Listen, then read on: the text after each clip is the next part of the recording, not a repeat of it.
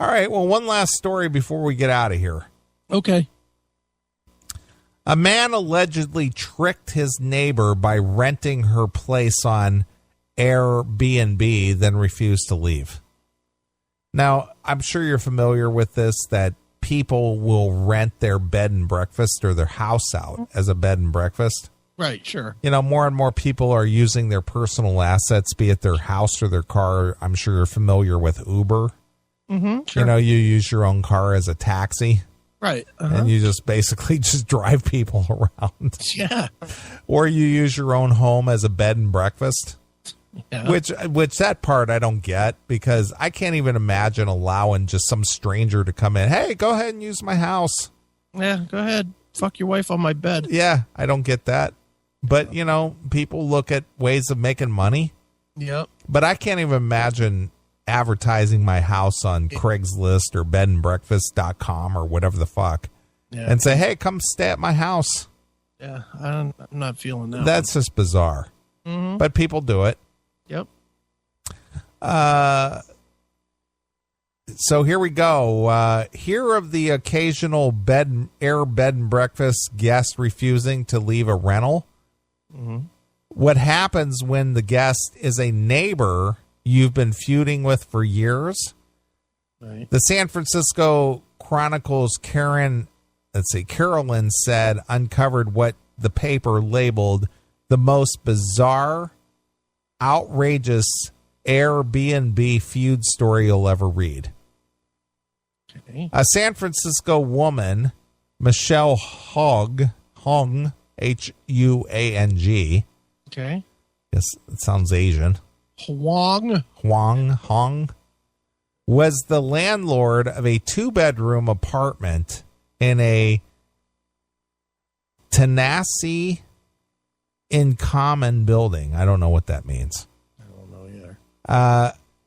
Such properties aren't like condos where everybody owns a unit privately. Instead, the people living in the unit split ownership of the entire building, with the size of their stakes based on the size of the unit they live in. All of their names go on the building title. Okay. So it's kind of like you jointly own the whole building, I guess. Okay. Bizarre. It is weird. I don't think I'd ever get involved with something like that. Oh, with a bunch of people you don't know? Yeah. It's like, well, you have 1,800 square feet. These people have 1,600 square feet. You owe 33.9% of the taxes. They owe 29.3%, you know.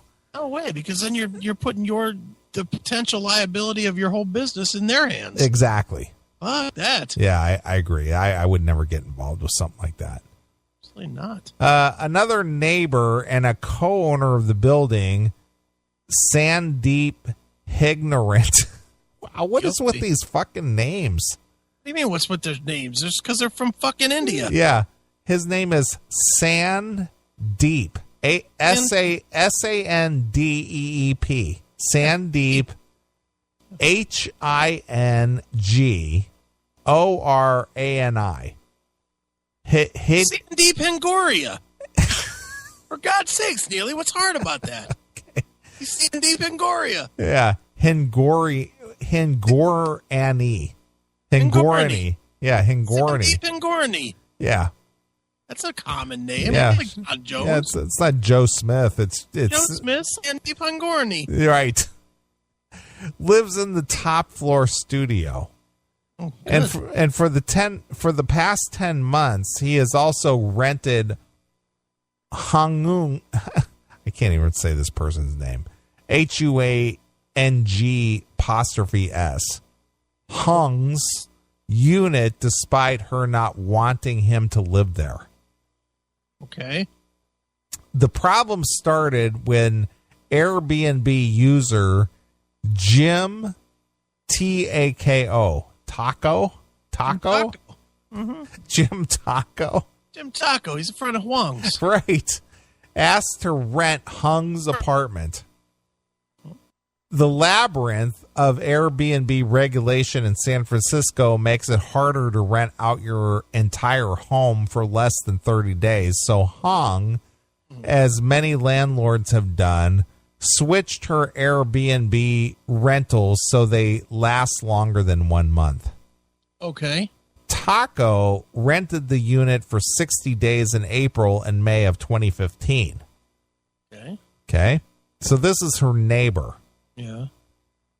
Then a lawyer showed up and told Hung that the guest was asserting his tenant's rights to convert the stay into a month-by-month rental.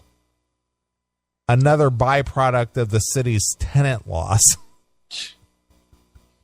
That guest turned out to be Higorani, the neighbor from the top floor who had been fighting with Hung for years.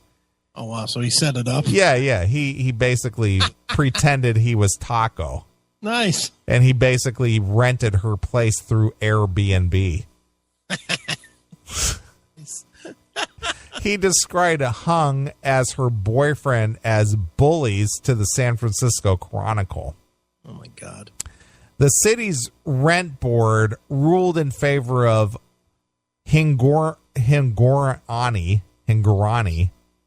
to stay, although it didn't comment on how Hingorani, his mother, and a friend came to stay in the unit in the first place, since it was supposed to be rented to a person with a totally different name. Jesus Christ. This sounds like the Al Jazeera version of the movie Pacific Heights. Really does.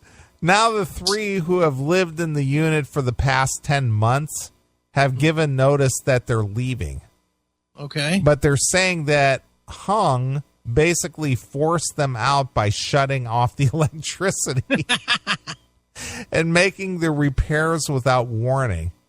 The court battle is still going on between the parties, as one uninvolved neighbor who owns the piece of the building told the Chronicle it's a POX, P-O-X, on both of their houses. What does that mean? I don't know what that means. Pox? Yeah, P-O-X. Look up POX. I don't know if that's it's like a curse, maybe? Maybe. Pox. Any of several viral diseases producing a rash of pimples. Yeah, there you go. It's pus-filled and leaves pock marks on healing. Yeah. So basically he's saying it's bad karma is what he's saying. Mm-hmm. It's a disease. Yes. Airbnb, for its part, reminds hosts to always verify who they are renting to. Unfortunate situations like this are rare, and we're always working to improve the situation. We provided tools so that our hosts can review and research the guests before they accept the reservation.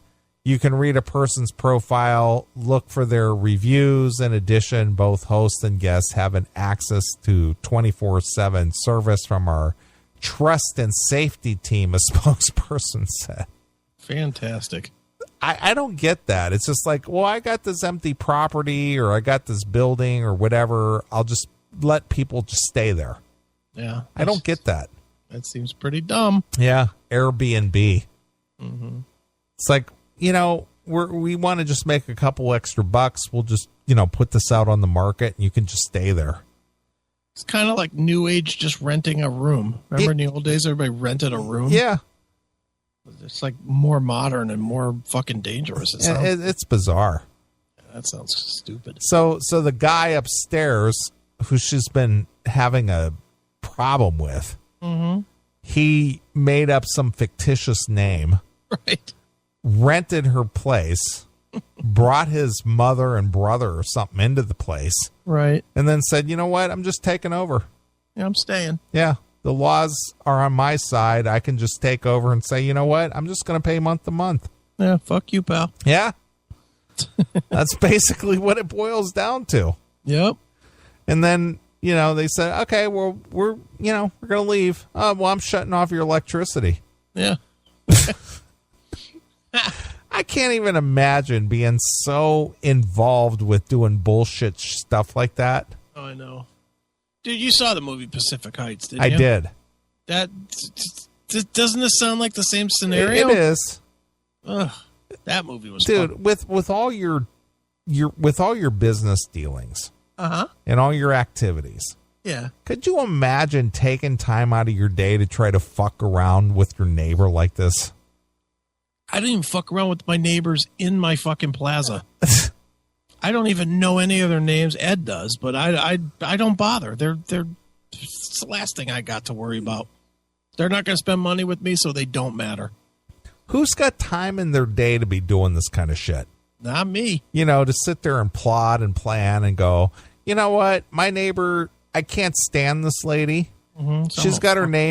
She's got her property listed on Air Bed and Breakfast. Right. What I'm going to do is I'm going to make up a fake name, and I'm going to rent this thing. Yeah. And then I'm going to enact the county codes or whatever the city ordinances. Right. And then I'm going to, I'm not going to vacate after 60 days. I'm just going to rent month to month because, they can't throw me out. Right. And then I'm going to do, who's got time to sit there and plan all this shit out? I know. I don't get it.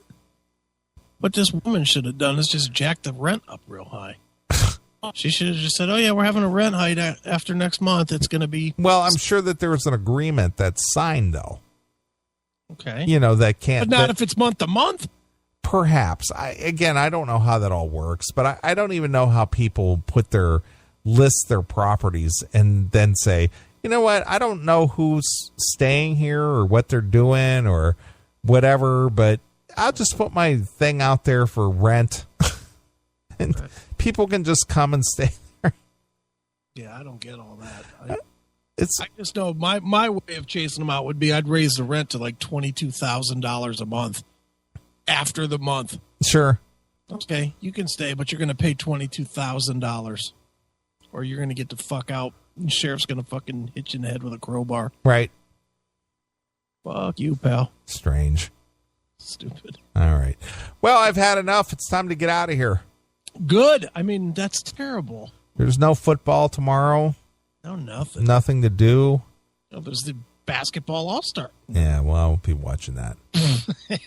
Me either. But I will check out that Amazon show you talked about. What's it called? Mad Dogs. Mad Dogs. That show fucking rocks. All right, well, I'm going to look at it. Yeah, you'll like that. Mad Dog on Amazon Prime. That's it. All right. Sounds like a deal. If you don't like that show, then I don't know you. All right. I'm going to look for it. All right. I renewed my Amazon Prime in December, so I'm good for almost a year now. Yep, I did mine in January. So. $99. Yeah, that's a deal. It is a deal. I buy so much shit on Amazon anyway. I more than make it up in shit. I completely agree.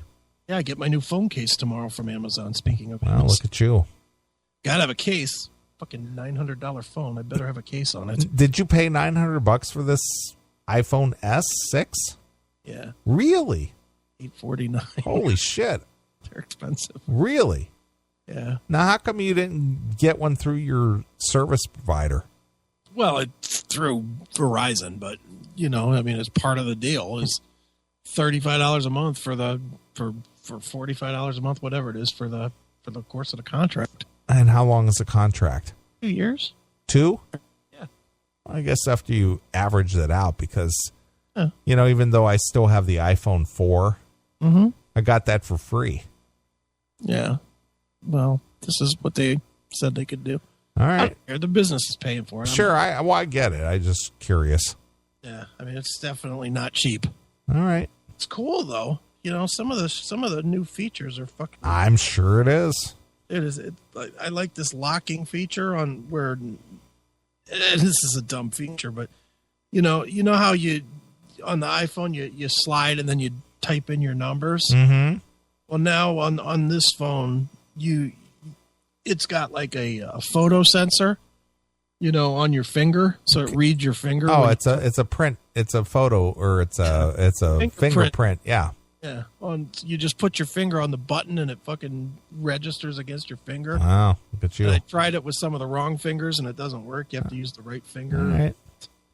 It's pretty cool. There's some cool features. Sure. I just needed a phone that worked. I mean, you know how bad my phone is. Well, I would get the upgraded phone, but the thing is, and the only reason I don't is because all of my components that I plug the iPhone into are, they got the different connection now.